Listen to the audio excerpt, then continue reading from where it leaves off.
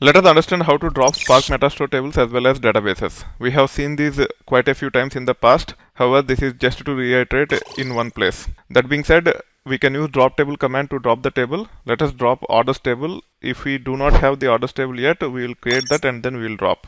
First, I am switching to the IT versus retail database. Then I am listing the tables. As of now, there are no tables such as orders or items in this.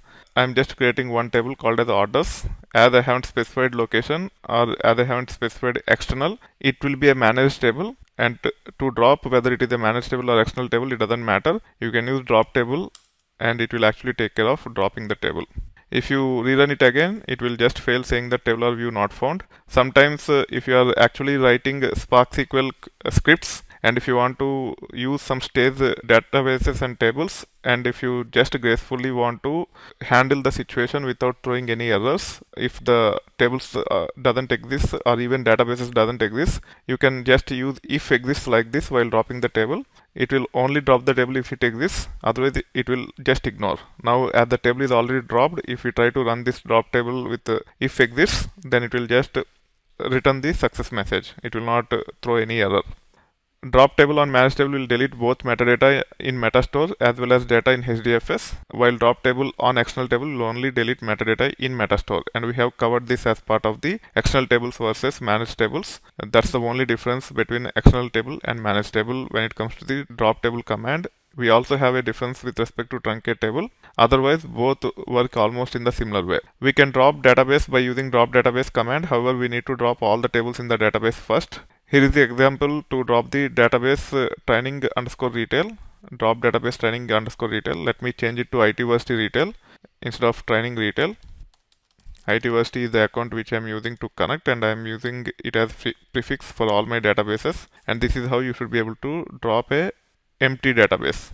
However, if you want to drop all the tables and databases in one shot, you can just add cascade at the end and it will take care of dropping all the tables in the database. Then it will actually drop the database. Now let me first try to drop the database when we doesn't have the orders table, and it will work. You can see here.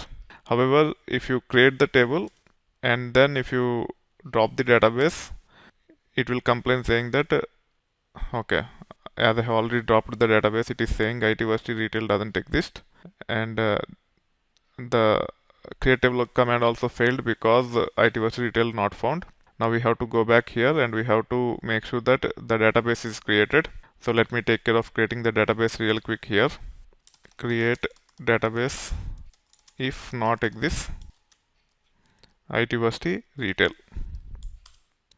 Now let me go here and run this command. It will create the table in the database. Now if I try to drop this database, when it is not empty, it will just throw this error called as one or more tables exist. You can drop the tables separately and then you can actually drop the database, or you can directly say drop database IT Varsity retail cascade.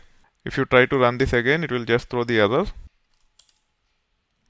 saying that failed to execute this error because the database doesn't exist. If you just don't want to throw that error, you can use if exists even while dropping the database like this, and it will just return nothing even if the database doesn't exist. If the database exists, it will drop the database after dropping all the tables if the database also contains tables. This is how you should be able to use drop table and drop database command to clean up the tables as well as databases from the Spark Metastore.